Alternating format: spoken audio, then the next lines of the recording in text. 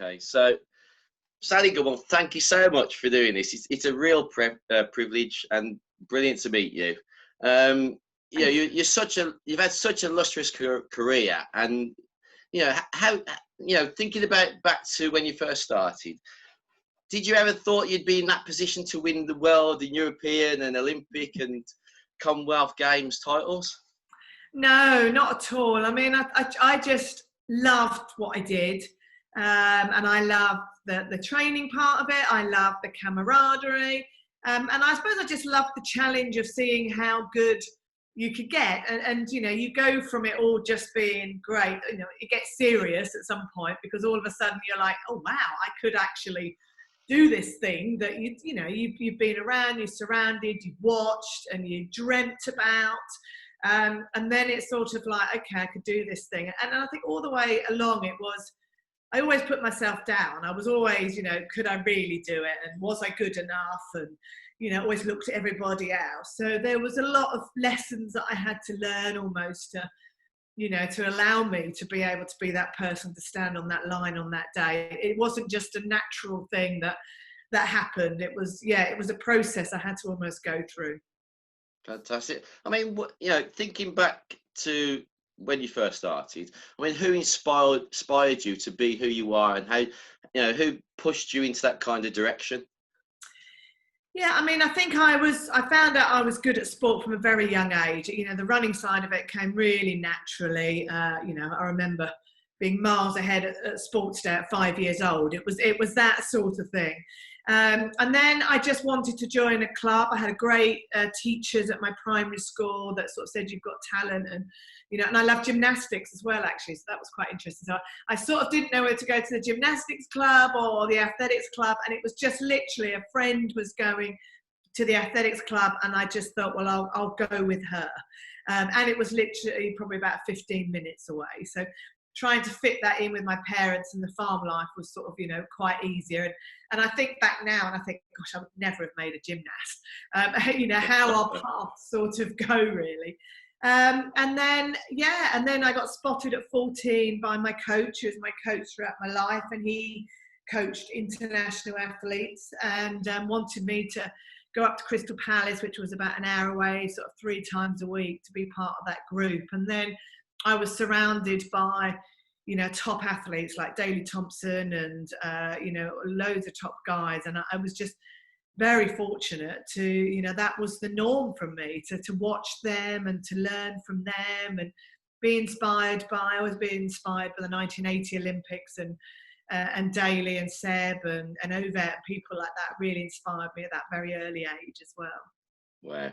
I mean, you know, thinking about the training, how did you keep yourself motivated on a daily basis? I mean, what then? Yeah.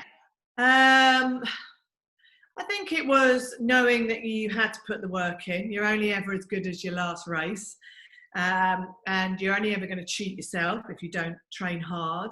Don't get me wrong. There was days when it was pouring with rain and I'd be like, no, I'm not training today. I don't want to. But by about 4 o'clock in the afternoon, I'd start thinking about, you know, my competitors who are probably out there training, and, you know, and that guilt would sort of come along, and I'd sort of like go, no, I've got to do it. I couldn't live with myself almost, so I had to get out there and do it. I mean, you know, there was, you had up and down days, but it was, to me, it was always about putting it in the bank, having that training. It wasn't always about the quality of it or anything. It was just about doing that. It was consistency and putting it in the bank almost, and that was the important piece. Brilliant. I mean, yeah, you finished your career. You said it was a time of reflection, and you know where to go next. And you became a TV pundit, and you know you wrote numerous books. Thinking about that and how you've moved forward, what motivates you now, and how do you inspire others? I think the motivation comes now from, you know, we're 28 years since I won that gold medal, which is still crazy, but people still remember it and people still want to listen to you. And I guess the motivation comes from, you know, I was always wanting to be the best version I could, and it's still the same now. And that's what everybody's striving to be. And and you realize that you become quite an influential person in people's lives, and that you can make them healthier and happier and all those sort of things. So I think the talk side of it has really developed, from not just becoming a motivational speaker now to, you know, doing a lot on well-being. I'm doing a lot of talks on resilience and, you know, just helping people in all sorts of areas within the corporate world and the people's, you know, individuals as well. And I just, I just really enjoy it, and I get very rewarded, and feel very privileged to be in that position to still be able to do this after 28 years. I mean, I've got some questions from a few of our participants in a few schools. One of the questions is, how important in mental health and well-being at school and work? You know, why is it so important though? Oh, it's so important. You know, I wouldn't, you know, I always say on that day in Barcelona, probably there was other people in that race that were faster, they were stronger than me. I don't think technically they were better, but I'd mentally prepared myself. I'd gone out to get help and support to get myself in what was going to put me into the right mental state to be able to win that. And I think I learned that, you know, as much as 70% of it on that day is the mental strength that you have. And I think that's the biggest thing I take into my life now and try and pass on to people, is that, you know, we can, you know, and I did a whole piece yesterday for an organisation about kindness, and I always say it's about being kind to not just other people, but being kind to ourselves, and that comes down to that mental health piece of, we're always telling ourselves we're not good enough and we can't do this and everyone's better, which is what I used to do, to learning how you say to yourself, do you know what, you deserve this, you've trained hard, you're just as good as everybody else, and how by telling yourself, you know, is such a powerful tool, our mind, and it's free, and, you know, and not dwelling on things, and how we can, you know, quieten that inner voice and keep it positive, and yeah, just all those sorts of things really. So and that affects us at all ages, you know, not just, you know, it took me a few years to find that, but, you know, I think so often now what I'm learning is, you know, it's a natural thing. We often put ourselves down, and I think it's, you know, and I know people go through some real struggles, we've all been through struggles, but you either listen to that voice and let it play into your life, or you try and, you know, keep positive and feed the positives and the great things that you are doing, and, you know, living in the now and appreciating all those sorts of things. And I think that's where I've got to almost, but, you know, it's taken quite a few years to do that. Right. I mean, yeah, we talk about mental health, we talk about inclusion, and we talk about diversity. Why is inclusion and diversity so important? As you know, you talk about schools, colleges, universities, in everyday life, and especially these challenging times now. Oh, it's enormous, isn't it? And I think it goes back to, you know, what we're learning in these challenging times is what is really key to us, and how everybody is feeling. We do have bad days. You know, I've had a few bad days. I think, oh, where are we going? And that's when it's really important not just to think of ourselves in that situation, but to think of others and what people are, and trying to help support other people. And I think it's not about judging people. I think that's, you know, that's one of the things. I think we're very quick to judge people. I think in this challenging time now, I think we should not do that. I think it's about, you know, we don't know what people are going through. And it's about listening to people, and it's about supporting them and not judging them, and, you know, being compassionate and being a good listener in, you know, whatever, you know, situation they are in and whatever their background. And I think it's now a time to find what is that kindness and how that makes people feel, and just telling people they look nice, or supporting them, and, you know, and just, you know, what can that make you feel as well? If you say something good, or you do something good for somebody else, that can make you feel good as well. And I think it's just given us a time now to actually think about those things. And now we've got off that sort of conveyor belt, which I was all, you know, I was one of them, you know, on to the next thing, whatever. I think this sort of, like, for nearly 3 months now, has just slowed us down, and has given us time to think about that, what kindness means to others, and how we can help, and what that actually looks like. Fantastic. I mean, talking about your career and now about athletics now, is there anybody that's actually going to hold this with the World, European, Olympic and Commonwealth one day, like yourself? Oh gosh, well, there's some amazing athletes. Look at Dina Asher-Smith. Already she's up there. She's got what it takes. So I'm sure there will be. I always say it's medals can't be taken away for you. Records always can, and that's fine. I want people to experience what I did, and to I want athletics to be successful. I want as many people up there to experience that and know what that feels like. So I'd love to see that, and we've got some amazing young talent coming through. Obviously a lot of plans have been changed with the Olympics, but that's part of it. That's the challenge, and it's about turning that into a positive, and people saying, well, actually maybe I would have been in better shape next year, and it's given me time to do this, and change it into that sort of positive for themselves, which is really key, and that's what makes a champion. And I think in some respects it opens up opportunities for other people now, because it is not all how it's been planned. There's other things that have come in place, and setbacks and challenges, and sometimes that opens up for somebody that probably wasn't the favourite, and will have their day, which is what the Olympics are often about. It's not often the favourite that wins, like sometimes the World or Europeans, but the Olympics, you get somebody come up. So that's what the love of the sport really. But yeah, I mean, the sport has been left in a great place, and it comes down to amazing athletes that we have and the talent that we have, and we just need to nurture that and keep pushing that through in the next few years, and giving them the support that they need, and a great team and people behind them. That's what we need to get right. Talking about schools and athletics in schools, how do the pathways work now for supporting those potential athletes to push further on their own career?